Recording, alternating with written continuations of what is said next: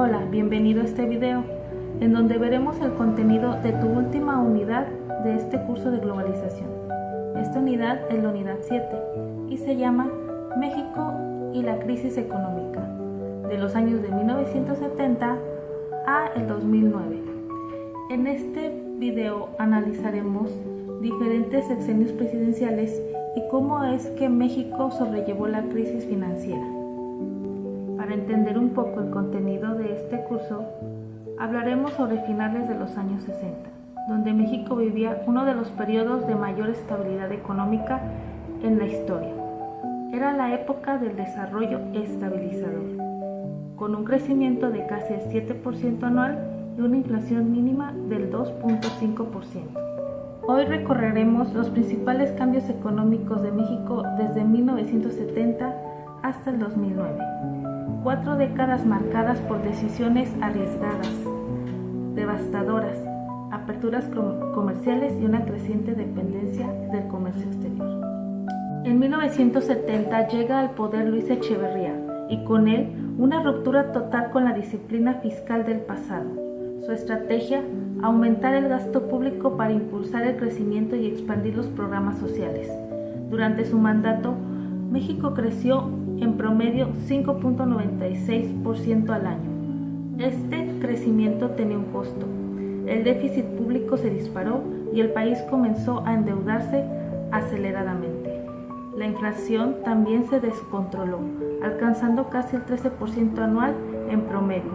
Aunque algunos sectores se beneficiaron, los desequilibrios económicos empezaron a acumularse como una bomba de tiempo. En el sexenio de José López Portillo, de 1976 a 1982, con el descubrimiento de enormes yacimientos petroleros y el alza de los precios internacionales, México creyó haber encontrado la llave de la abundancia. López Portillo lanzó programas ambiciosos para detonar el desarrollo. Su objetivo era administrar la abundancia petrolera. La economía vivió un auge espectacular. Pero detrás de ese brillo se escondía un grave problema, la dependencia casi total del petróleo. Cuando los precios cayeron, todo se vino abajo. La deuda se multiplicó, el peso se desplomó y la inflación superó el 29%. Y en 1982 estalló la crisis que obligó al gobierno a nacionalizar la banca y a declarar la monetaria deuda externa. Para Miguel de la Madrid, el presidente que gobernó de 1982 a 1988, recibió un país al borde del colapso.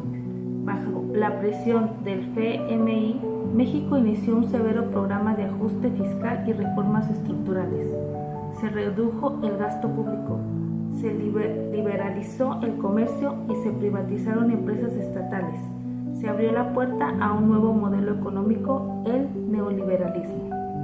La entrada de México al GATT en 1986 marcó el final del modelo de proteccionista que había funcionado por décadas. Pero el costo social fue enorme. El crecimiento casi desapareció, solo el 0.2% anual. La inflación llegó a niveles históricamente altos, 92% anual en promedio, y el salario real se desplomó. Esta época sería recordada como la década perdida, pero también sentó las bases del México globalizado que vendrá después. En el sexenio de Carlos Salinas de Gortari de 1988 a 1994 se aceleró las privatizaciones y la apertura económica. A más de 200 empresas públicas fueron vendidas, incluyendo Telmex y la banca.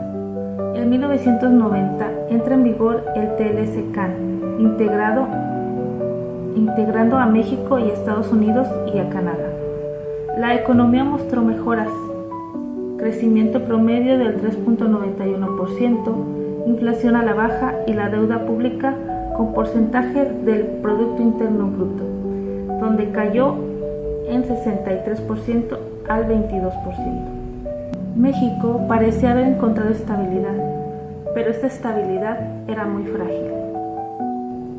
Para el siguiente presidente, que fue Ernesto Zedillo, de 1994 al 2000, a solo días de su inicio de su mandato, México enfrentó otra crisis devastadora, el efecto tequila. La fuga de capitales y la devaluación del peso provocaron la caída del Producto Interno Bruto del menos 6.2 en 1995. Sin embargo, con reformas adicionales y la ayuda internacional, la economía logró recuperarse.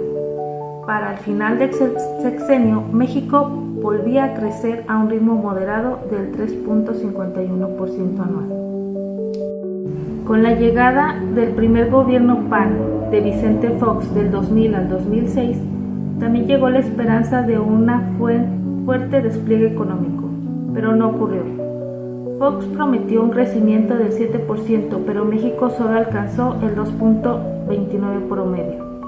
El desempleo aumentó y la economía se volvió aún más dependiente del exterior, y una gran parte de lo que consumía el país provenía del extranjero. Para finalizar, con Felipe Calderón del 2006 al 2009, la crisis financiera global del 2008 golpeó a México con fuerza. Como la economía estaba estrechamente ligada a Estados Unidos, la caída fue inevitable. En el 2009, el Producto Interno Bruto cayó el 6.5%, la peor caída es de 1970. El desempleo alcanzó su punto más alto en décadas. La crisis terminó por evidenciar una verdad incómoda. La integración económica con un solo socio puede ser tan peligroso como depender del petróleo. Bueno, esto es todo para este video. Espero que este contenido te sirva para entender un poco más sobre lo que se va a ver en esta unidad. Te deseo mucha suerte y nos vemos pronto.